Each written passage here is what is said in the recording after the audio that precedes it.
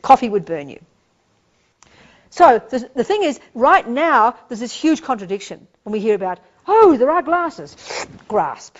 No, sorry, there are no glasses. Oh my God, chuck them out with the bathwater. We go too far. We have these two extreme ways of seeing. So we either cling to everything as having an inherent eternalistic nature. Now, interestingly, philosophically speaking, Buddhism would say that Christianity and Hinduism and Islam have this view. Just talking philosophically, not being sectarian here. Okay? Have the view of real, solid, self-existent something, real, solid, self-existent out there God, real, solid, self-existent soul. Buddhism would assert that it's not possible to be this. Buddhism would argue with the Christian and say, you've got the wrong end of the stick. Yes, there's God, but Buddha, but is interdependent, everyone can become it, like I was saying before. It's just a philosophical discussion.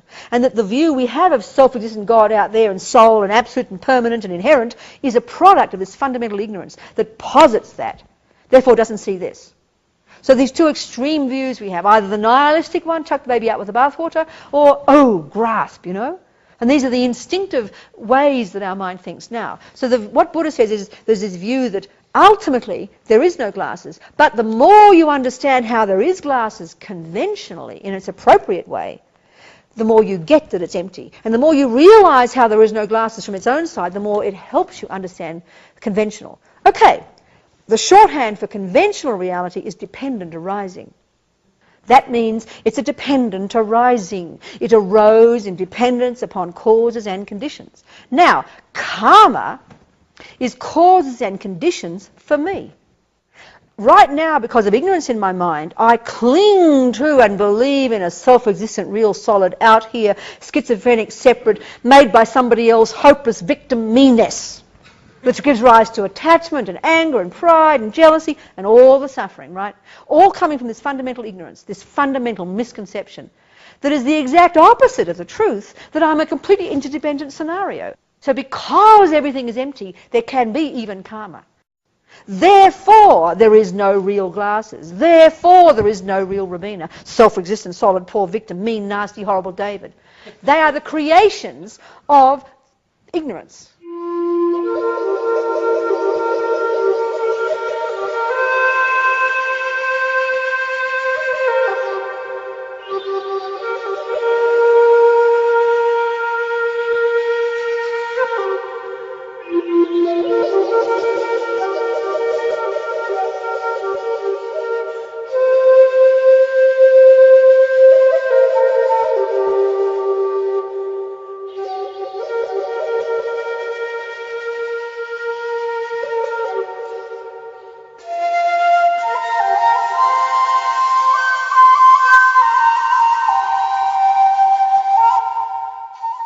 The way suffering ends is it ends through insight. And it's the insight that comprehends exactly how it is that the self actually exists. It's the insight that shows us, that tells us directly that this self is impermanent, exists in dependence on other things, not independently and all in its own right.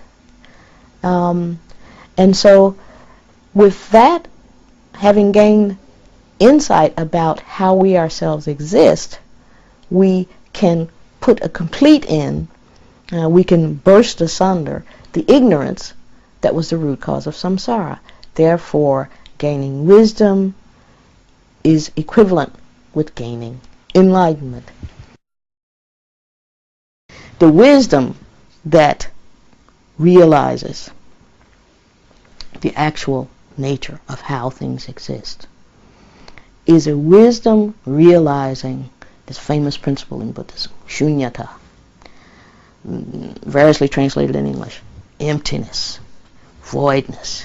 Oh, and some people say, well, you know, seems like a despairing kind of religion, you know. Ooh, you know, pessimistic. Oh, there's nothing. Nihilistic. Oh, there's nothing.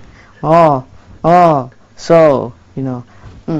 But in fact, in shunyata is the emptiness, voidness of what? Buddhists go on, you know. They go on. You have to find out of what something is empty.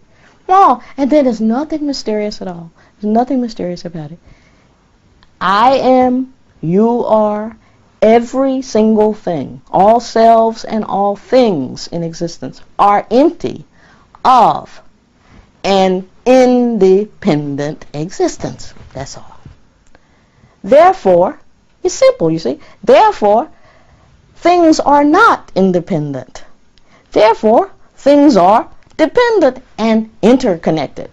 All things are connected, you know. So the wisdom that comes to see selflessness or emptiness or voidness immediately experiences, and so we can feel these things. It's direct and unmediated knowledge. Immediately feels our connection with all things. So why would I think about harming that other person? He's me, you know. Why would I think about chopping down that tree? It's me, you know. So it's in our relationship with all other things, you know. And this is, compassion springs from this. There's no way to hold it back.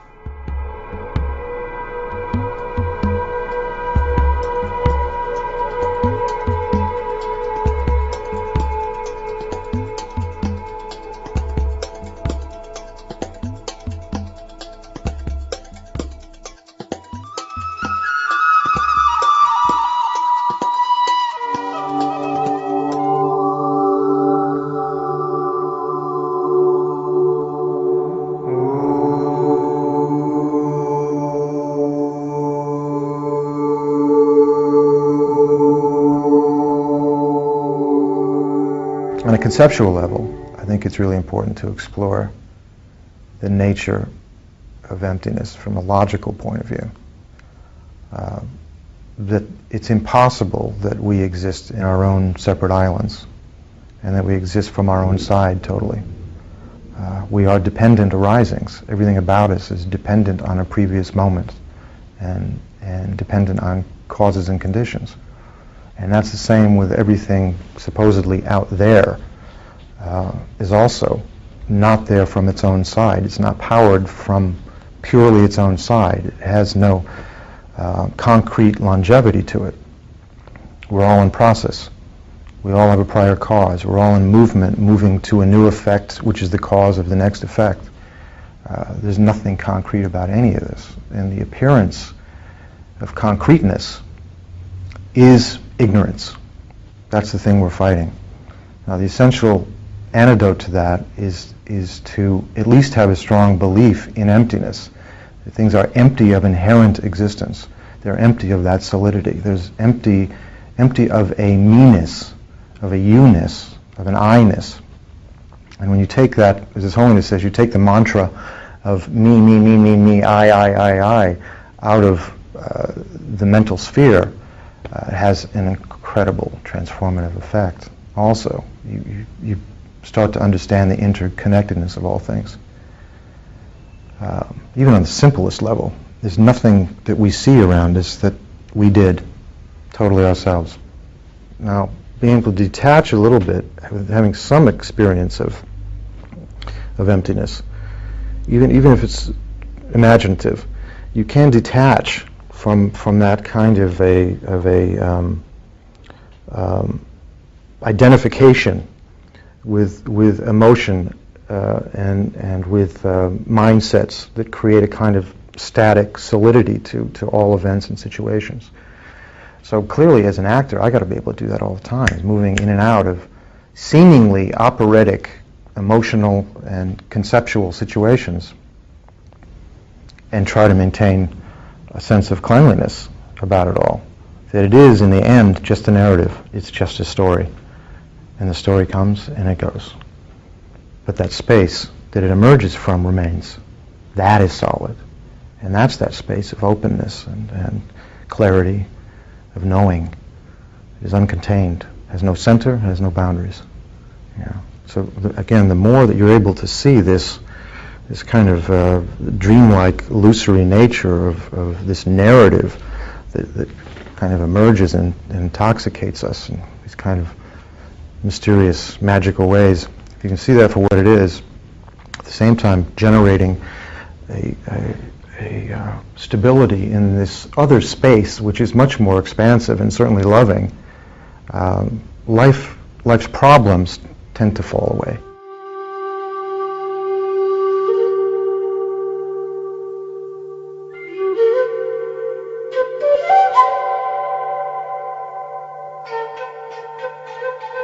I think it helps me get less emotional about things. Not dull or indifferent, but just less attached to my feelings towards something, because how I'm seeing it is only according to my karma. And if I like it, then I can be happy with my karma. If I don't like it, I can be unhappy with my karma. But having the emptiness is I think that's a real refuge. That's the liberating part. Knowing that what I see, if it's horrible and terrible, I'm having a bad time, it's okay. It's just what I'm experiencing right now. Nothing to do with reality. Nothing to do with something that is there. If I really take refuge, I think it's really taking refuge in the emptiness of myself, of everyone, and of the things I see.